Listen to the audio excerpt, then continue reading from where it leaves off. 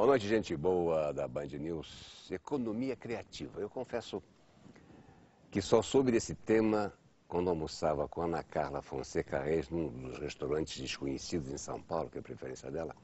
Ela é economista, mestre em administração e doutora em urbanismo com tese pioneira em cidades criativas pela USP. Liderou projetos globais em marketing e inovação para empresas multinacionais, com base na América Latina, em Milão e Londres. Olha, e ganhou o Prêmio Jabuti em 2007. As Nações Unidas sempre escolhem Ana Carla para palestras internacionais. Ana Carla fala 5 línguas e me parece que está agora aprendendo Yiddish. Essa moça aqui ao meu lado é diretora da Garimpo de Soluções, que é uma empresa de consultoria em economia criativa e cidades criativas. Eu acho que chega. Boa noite, Ana Carla.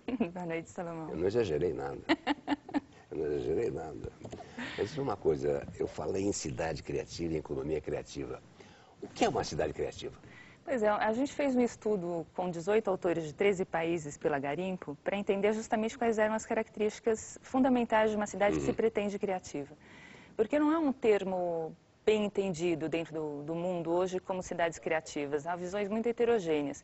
E o que nós pudemos perceber, não obstante o fato desses autores serem de cidades, de escalas diferentes, de contextos socioeconômicos diversos, é que uma cidade que quer ser criativa sempre tem muitas inovações, e inovações entendidas como soluções para problemas, desde bancadas de laboratório até na falta de outro material, eu pego a garrafa PET, produzo um telhado e funciona. Conexões entre público e privado, entre áreas da cidade, entre a cidade e o mundo. E cultura pelo que ela traz de mais identitário à cidade, dos valores, e cultura também pelo impacto econômico, pela geração de um ambiente mais favorável, mais propício à criatividade. Então, inovações, conexões e cultura são as 3 características principais de uma cidade criativa e que são adaptáveis aos vários contextos. Mas como é que uma cidade se torna ou se revela criativa? Pois é, esse processo é super interessante isso, porque uma cidade criativa não é um produto, né? Ela é um processo em transformação. Uma cidade criativa é uma cidade que está em eterno processo de transformação, não dorme sobre louros. E a gente percebe que sempre tem um catalisador, como se fosse um palito de fósforo, que pode ser o público, pode ser o privado, pode ser a sociedade civil, alguma iniciativa que acende essa fagulha. Só que se essa fagulha, de fato, se transforma num incêndio, pega fogo, depende do oxigênio no ar, e esse oxigênio no ar invariavelmente tem de trazer a bordo os outros parceiros da sociedade. Não existe uma iniciativa que seja simplesmente governamental de transformação da cidade, ou só pública, ou só da sociedade civil. Esses 3 têm de estar articulados. E talvez esse seja o grande desafio para o Brasil, justamente. Mas até que ponto uma cidade é criativa? São Paulo é criativo? São Paulo tem bolsões de criatividade, tem enorme potencial para ser mais criativa, porque São Paulo tem um celeiro de inovações muito pujante, cultura aos borbotões, mas ela carece de conexões, até pela falta de transporte público, pelas distâncias que a gente tem que percorrer na cidade, ela precisa gerar mais conexões. Agora, toda cidade pode ser mais criativa do que já o é, porque a cidade é feita de pessoas. Se as pessoas se tornam mais criativas e essa criatividade pode ser expressa, a cidade passa a ser mais criativa. Eu acho que esse é o fascinante desafio que a gente tem que enfrentar. Você sabe, eu estou olhando para você, Ana Carla, e me lembra que a primeira vez que alguém falou comigo de cidade criativa, economia criativa, foi você. Num daqueles almoços que eu tenho aqui com o GPS para a gente descobrir onde é que fica tal o restaurante. Como é que começou a cidade criativa dentro de você? Pois é, eu trabalhava já com economia criativa, né, Salomão? Você vem acompanhando essa trajetória há tantos anos. E a economia criativa passa a ser um termo tão etéreo para as pessoas. Assim, mas como é que a economia pode ser criativa? Que eu percebi que talvez o pano comum que todos nós vestimos é justamente a cidade, né? É na cidade onde a gente acaba percebendo os fluxos econômicos, esses encontros. Eu falei, bom, então eu tenho que me debruçar sobre o urbanismo e fazer justamente doutorado em urbanismo sobre cidades criativas para isso. E eu me apaixonei pelo mundo do urbanismo. Você é a única doutora em urbanismo em São Paulo? Por enquanto, sim. Por enquanto, em cidades criativas, né? A primeira tese é sobre o tema, que a gente também vai transformar em livro em breve. É um termo muito emergente ainda, né? A gente está desenvolvendo isso agora. E esse palco urbano no qual nós vivemos acaba sendo tão cheio de possibilidades. A gente, nos últimos tempos, vem tratando a cidade muito como problemas, mas a cidade é um manancial de soluções, né? E acho que a gente precisa encontrar melhor Você estava em Londres? Em 97, 98, quando eu morava em Londres, eclodiu essa discussão de economia criativa. E foi aí que eu me apaixonei por indústrias criativas e economia criativa. Como é que o turismo impacta nesse processo? Pois é, o turismo é muito interessante porque ele acaba sendo uma faca de dois gumes, a gente tem que balancear isso muito bem. Por um lado, o turista que chega, seja de lazer, seja de negócios, acaba trazendo uma visão de mundo que lhe é muito própria. E esse encontro das visões faz com que o local também seja enriquecido. Quando esse turista volta para o seu país de origem, ou ele fala muito bem ou fala muito mal do local. E isso então coloca essa cidade que ele visitou no mapa, para o bem ou para o mal. Se a gente não souber trabalhar muito bem o turismo, a gente faz com que a imagem da cidade seja muito prejudicada com isso. Se a gente souber trabalhar muito bem, a gente catapulta a projeção dessa cidade. Mas o mais bacana é quando a cidade se transforma num polo turístico, não visando o turista, mas sim visando ser um ambiente mais interessante, de maior qualidade de vida para as pessoas que aí moram, e a partir disso ela atrai o turista. Então não é que ela se venda para o turista, mas ela se torna tão absolutamente irresistível que o turista não consegue deixar de visitá-la. Mas o principal público da cidade é sempre o cidadão, é sempre quem aí mora. Mas sabe, Ana Carla, num dos seminários que eu vi, que eu estava o Caio de Carvalho, né, era então presidente da SP Tours, mas que realmente como que o turismo em São Paulo é criativo? Profundamente. O Caio, enfim, é um mestre nessa área, já como ex-ministro do Turismo, como presidente da Embratur, e tem uma enorme contribuição para São Paulo como um todo. E o turismo, que conforme o Caio inclusive vem estudando, e as grandes fontes de pesquisa que a gente tem foram desenvolvidas pela SP Tours sob gestão dele, mostram como São Paulo, na verdade, tem bolsões de criatividade que podem ser muito mais unos. Quando a gente observa, por exemplo, São Paulo é criativa, mas tem a Vila Madalena. São Paulo é criativa, mas tem outro bairro. Mas e entre os bairros? E aí a criatividade de Heliópolis? E a gente começa a perceber, então, que esse turista faz com que nós tenhamos um olhar da alteridade, tenhamos um olhar externo sobre a própria cidade. E isso contribui para a sua criatividade, porque a gente começa a perceber as coisas pelos olhos dos outros. Agora, Ana Carla Fonseca Reis. Que tipo de liderança é necessária, pública e privada? Qual o papel da sociedade civil organizada? A sociedade civil, acho que em especial no Brasil nos últimos anos, tem cada vez mais um papel de cobrança de metas, de planejamento e de estratégia. Né? A gente vive numa descontinuidade absurda e um feudo entre as secretarias e pastas públicas que em nada ajuda. Quando a gente fala de economia criativa ou de cidades, necessariamente a gente fala de uma abordagem transversal. Essa não é uma estratégia que repouse em uma pasta de cultura, uma pasta de desenvolvimento exclusivamente. Ela acaba sendo muito transversal a todas elas. Então, a sociedade civil acaba tendo de pegar no pé das várias gestões públicas para que essas pontes sejam estabelecidas. E a iniciativa privada é quem acaba trazendo inovação, quem faz com que as coisas tenham um comprometimento e um cumprimento de prazos, né? O brasileiro gosta de ser muito atrasado no cumprimento de suas metas. Eu acho que esse é um puxão de orelha que a gente tem que se dar para que esses nossos objetivos de economia criativa e cidade criativa acabem sendo concretizados. Se quer dar um puxão mais de orelha, dá, não tem problema. Aqui é um programa nosso aqui, democrático. Qualidade britânica, a sua, imagina um puxão de orelha, nunca. Mas, olha, olha a gente aqui do meu lado, a Ana Carla, muitas vezes a ONU escolhe você como uma palestrante internacional.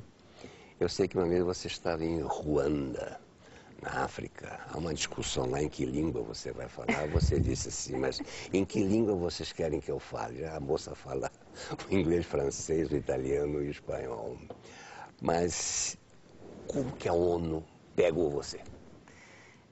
Quando eu voltei ao Brasil em 2005, após esse estado em Milão a trabalho, eu comecei a desenvolver, eu abri a Garimpo e comecei a desenvolver aqui os trabalhos em cima de economia da cultura e economia criativa.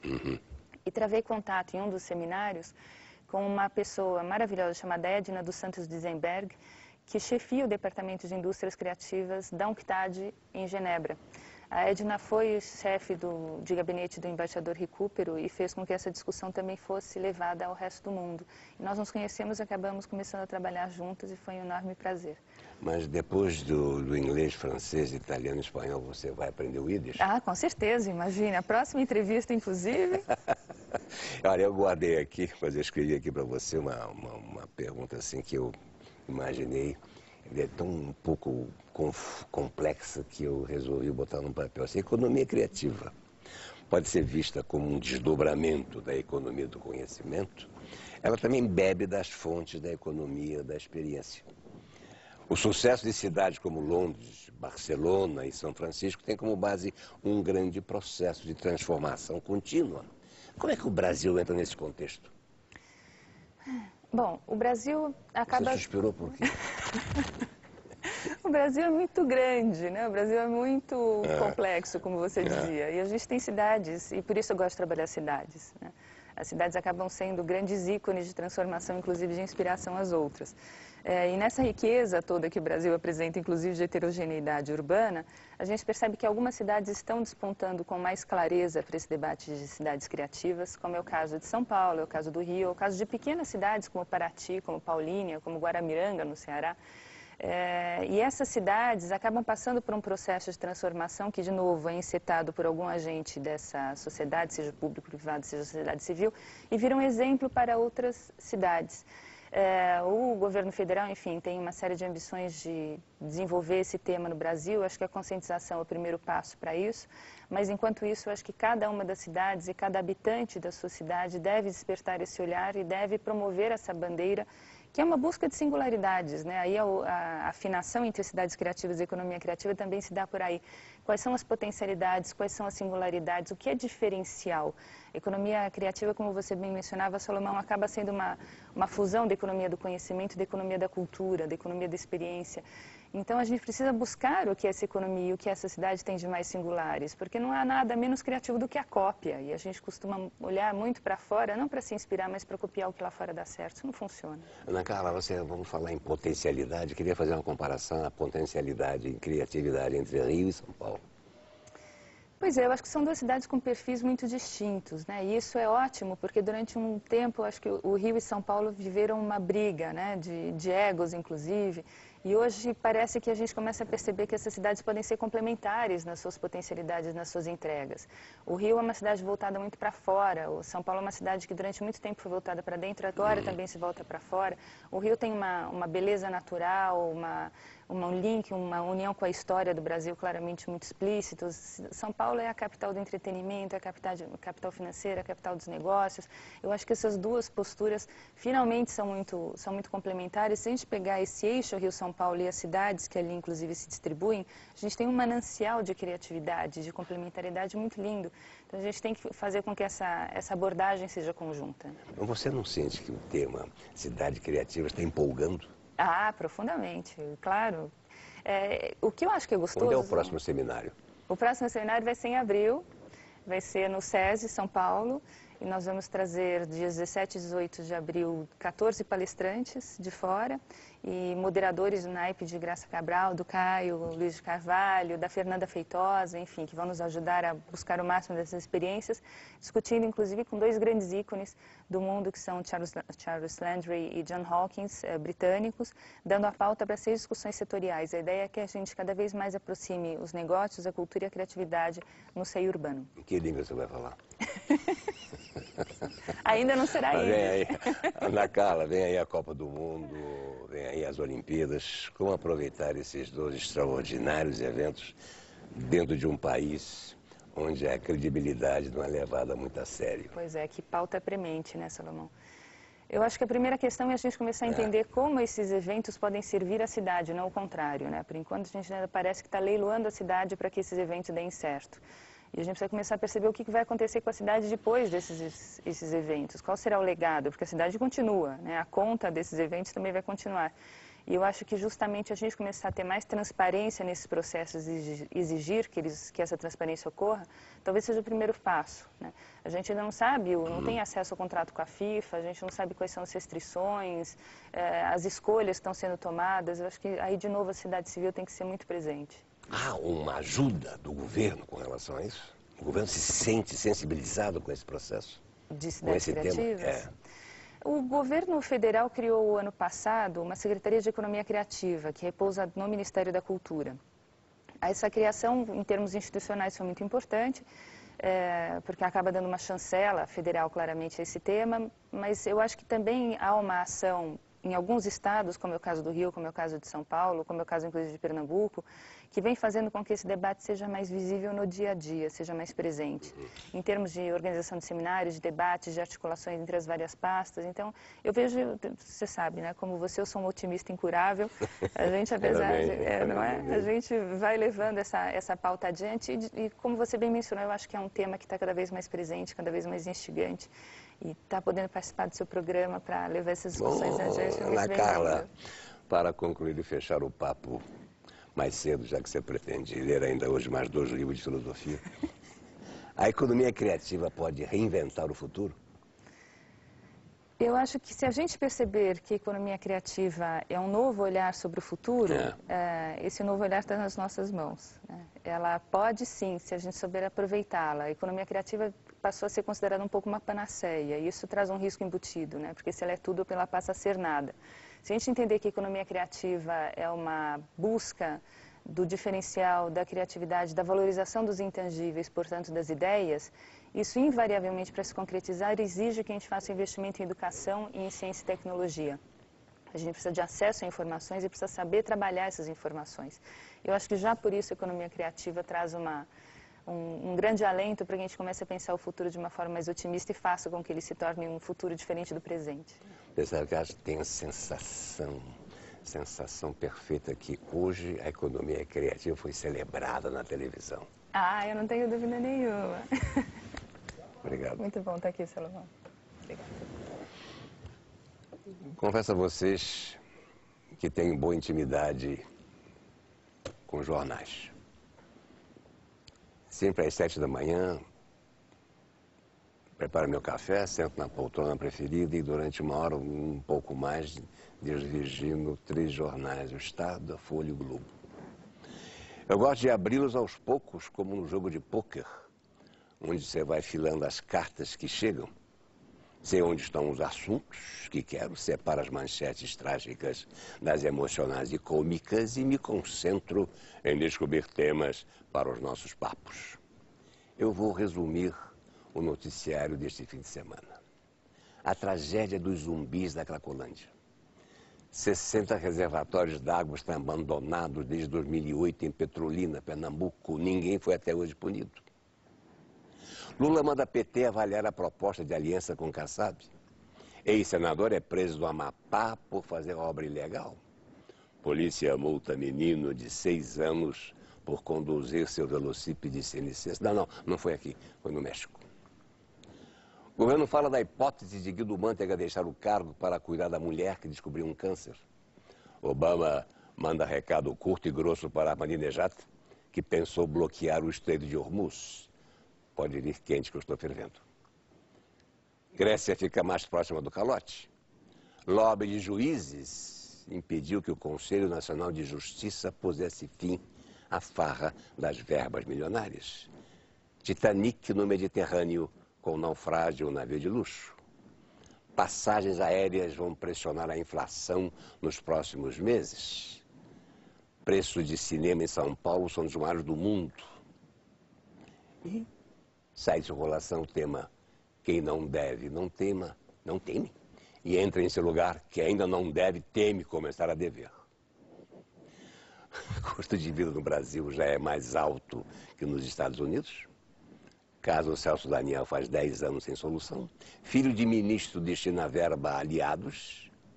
Se quer ser bem-sucedido na política, cultiva essas 2 grandes virtudes. A sinceridade e a sagacidade. Sinceridade é manter a palavra empenhada custe o que custar.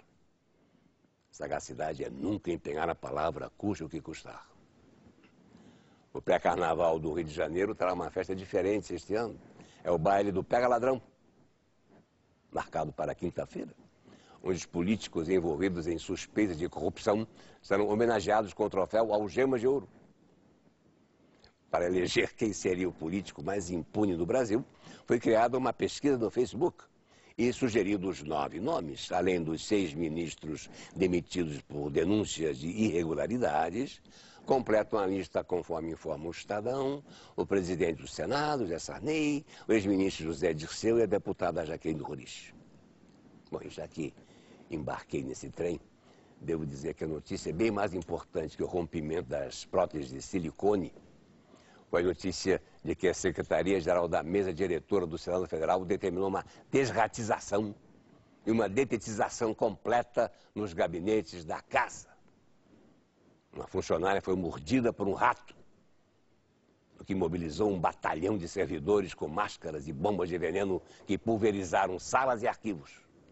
Olha, neste canto modesto onde me encontro, quero saudar a atitude corajosa do Senado em promover a higienização de suas dependências. Você deve concordar comigo. Fazia tempo que se tornava necessária uma faxina na casa para evitar que mamíferos roedores assediassem, com suas mordidas vorazes e constantes, o tesouro nacional. Boa noite. Seja feliz.